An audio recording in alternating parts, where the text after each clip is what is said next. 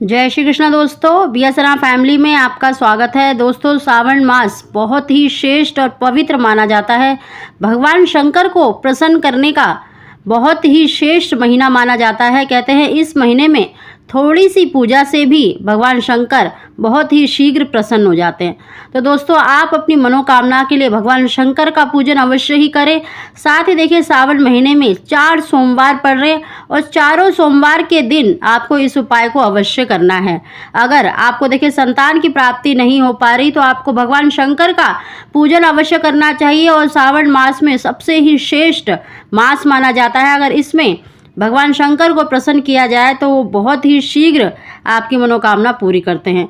दोस्तों, जिन भी बहनों को देखिए अभी तक कोई संतान नहीं है या उनकी कोख बंधी हुई है, तो उनके लिए भी हम उपाय बता रहे हैं कि उनको शिवलिंग पर क्या अर्पित करना चाहिए जिससे कि उनकी बंधी कोख खुल जाए और उनको संतान की प्राप्ति हो जाए। दोस्तों, इस वीडियो को आप पूरा सुने और अच्छे से समझ सकेंगे कि आपको क्या उपाय करना है। दोस्तों, उसकी जानकारी देने से पहले अगर अभी तक आपने मेरा चैनल सब्सक्राइब नहीं किया तो सब्सक्राइब अवश्य ही कर लें। बगल में बेल आइकन को दबा दें जिससे मेरी आने वाली सभी वीडियो का नोटिफिकेशन सबसे पहले आप तक पहुंच सके। दोस्तों, सावन के महीने में अगर भगवान शंकर का डेली पूजन किया जाए तो बहुत ही श्रेष्ठ माना जाता है। अगर आप नित्य प्रति नहीं कर सकते तो सोमवार के सोमवार तो अवश्य ही भगवान शंकर का पूजन करें और जिस वस्तु को हम अर्पित करने के लिए कह रहे हैं उसको अवश्य ही अर्पित करें। दोस्तों, ये चारों सोमवार में आपको अवश्य करना है।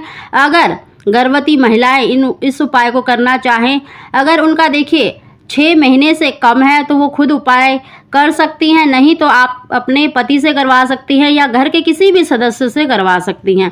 दोस्तों, कहते हैं अगर गर्भवती स्त्री को 6ठा महीना लग जाता है तो उसको शिवलिंग की यानी पूजा नहीं करनी चाहिए। शिवजी की पूजा कर सकते हैं लेकिन शिवलिंग की पूजा नहीं करनी चाहिए। तो दोस्तों देखिए, सोमवार के दिन कोशिश करें आप ब्रह्म मुहूर्त में जगें, और क्योंकि मंदिरों में भी काफ़ी भीड़ होती है तो आप तसल्ली से पूजा कर पाएंगे। इसीलिए दोस्तों, और कोशिश करें आप किसी भी शिव मंदिर में जाके ही पूजा करें और वहाँ से आने के बाद घर पर भी भगवान शंकर का पूजन अवश्य ही करें, तो आपकी मनोकामना शीघ्र पूरी होगी। दोस्तों, पंचामृत से आप भगवान शंकर का पूजन कर सकते हैं। पंचामृत से नहीं तो आप देखिए शुद्ध जल में थोड़ा सा गंगा जल या फिर केसर डाल सकती हैं या गुलाब जल डाल सकती हैं। इनमें से कोई भी वस्तु डालकर आपको भगवान शंकर का जलाभिषेक करना है और जलाभिषेक करते हुए ओम नमः शिवाय का उच्चारण करते रहना चाहिए। उसके बाद देखिए आपको चंदन, अक्षत, जो भी आप फूल लेके गए हैं, और इस उपाय में देखिए दोस्तों आपको या तो धतूरे का फूल अवश्य ही अर्पित करना है या फिर कनेर का फूल अवश्य अर्पित करना चाहिए। और साथ ही आप 5, 7, 11 बेलपत्र भी अवश्य ले जाएं, क्योंकि ये सभी वस्तुएं भगवान शंकर की प्रिय हैं, तो इनको अवश्य ही ले जाएं। और बेलपत्र पर उनको धोकर चंदन से ओम लिखें या ओम नमः शिवाय लिखकर भगवान शंकर पर अवश्य अर्पित करें।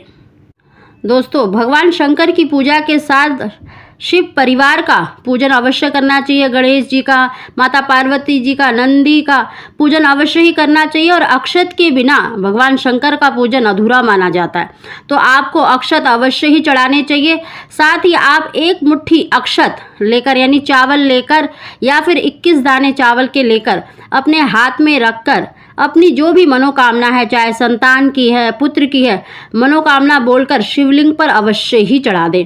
दोस्तों, इस तरह से आपको उपाय करना है और चारों सोमवार में आपको अक्षत अवश्य ही अपने सीधे हाथ में रखकर अपनी मनोकामना बोलकर उसके बाद आपको शिवलिंग पर चढ़ाना है। दोस्तों, आपको कनेर और धतूरे का फूल भी अवश्य ही चढ़ाना है और भगवान शंकर का पूजन करना है, उनकी आरती करनी है। या तो आप घी का दीपक जलाकर उनकी आरती करें या फिर कपूर जलाकर उनकी आरती करनी चाहिए। दोस्तों, ये तो संतान प्राप्ति के लिए और पुत्र प्राप्ति के लिए उपाय बताया है, जो अक्षत का और कनेर का फूल या फिर धतूरे का फूल आपको नित्य प्रति हर सोमवार में अवश्य चढ़ाना है। बेलपत्र भी आपको अवश्य ही चढ़ाने हैं। 5, 7 अपनी इच्छा अनुसार आप चढ़ा सकते हैं। साथ ही दोस्तों, जिन भी बहनों के देखिए कोख बंधन है, कोख बंधन खोलने के लिए आपको संतान प्राप्ति का जो ये उपाय बताया है ये तो करना ही है। इसके साथ ही कोख बंधन खोलने के लिए भगवान शंकर से प्रार्थना करते हुए आपको बांस के पत्ते जो बांस होती है उसके पत्ते या फिर हरी घास अवश्य ही चढ़ानी है। आप गिनकर 5, 7, 11 अंकुर अवश्य ही चढ़ा सकते हैं, मतलब बांस के पत्ते अवश्य ही चढ़ा सकते हैं। जितने आपको मिल जाए 3, 5, 7, 11 कितनी भी संख्या में कोख बंधन खोलने के लिए आपको अवश्य चढ़ाना चाहिए। अगर आपकी किसी तरह से ग्रह दोष के कारण, पितृदोष के कारण या किसी भी ग्रह दोष के कारण या कैसे भी अगर आपकी कोख बंधी हुई, आपको कई सालों से संतान की प्राप्ति नहीं हो रही, तो कोख बंधन खोलने के लिए आपको बांस के पत्ते या हरी दुर्वा यानी हरी घास अवश्य चढ़ानी है। आप देखिए हरी घास को अच्छे से धोकर उसके बाद ही ओम नमः शिवाय कहते हुए भगवान शंकर से प्रार्थना करते हुए उसके बाद चढ़ानी है। दोस्तों इन दोनों उपायों को करने के बाद, अपनी पूजा करने के बाद नंदी के बाएं कान में अपनी मनोकामना बोलना बिल्कुल भी ना भूले। अपनी मनोकामना अवश्य ही बोले।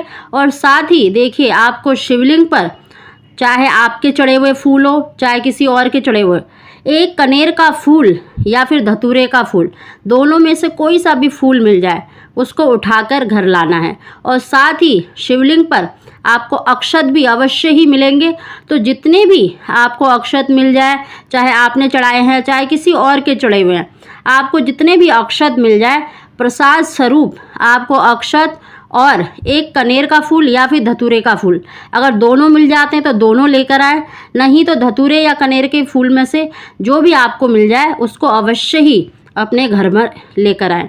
दोस्तों अपने घर के मंदिर में भगवान शंकर का पूजन अवश्य ही करें और उन फूलों को आपको भगवान शंकर के आगे अर्पित कर देना है। प्रार्थना करनी है कि हे प्रभु, मैं आपका ये प्रसाद स्वरूप लाई हूँ, शीघ्र ही मेरे घर में भी संतान की प्राप्ति हो जाए, पुत्र की प्राप्ति हो जाए। इस तरह से कहते हुए आपको भगवान शंकर के आगे अर्पित कर देना है। और जैसे ही 2-3 दिन बाद वो फूल सूखने लगे, आप अपने घर के किसी भी गमले में, दोस्तों अपने घर के ही गमले में आपको उसे मिट्टी में दबा देना है। दोस्तों इस उपाय को आपको हर सोमवार पर करना है। साथ ही दोस्तों जो अक्षत लेके आए, देखिए आपका व्रत है तो आप दूसरे दिन ब्रह्म मुहूर्त में जगकर उसको गंगा जल से या बछड़े वाली गाय के दूध के साथ, या सिर्फ अगर संतान की इच्छा है तो गाय के दूध के साथ ग्रहण कर ले। चाहे तो आप उसको दरदरा पीस ले या फिर साबुत निकल जाए, लेकिन आपको दांतों से चबाना नहीं है, आपको निगल जाना है। चाहे आप उसको पीस कर ले या फिर आप दूध में पीस कर घोल कर ले सकती हैं। अगर आपका व्रत है तो आप दूसरे दिन ब्रह्म मुहूर्त में जगे, सबसे पहले नहा धोकर आपको उसी प्रसाद को ग्रहण करना है जो अक्षत आप लेके आए हैं। और दोस्तों अगर आपका व्रत नहीं है तो आप रात में संध्या के समय भी उसको ग्रहण कर सकते हैं। दोस्तों इस उपाय को आप 4 सोमवार में करेंगे ना, निश्चित ही भगवान शंकर की कृपा से आपको संतान की प्राप्ति, पुत्र की प्राप्ति और कोख बंधन अवश्य ही खुलेगा। दोस्तों अगर आपको हमारी जानकारी वीडियो पसंद आई हो तो हर हर महादेव अवश्य लिखें। आप सभी को जय श्री कृष्ण।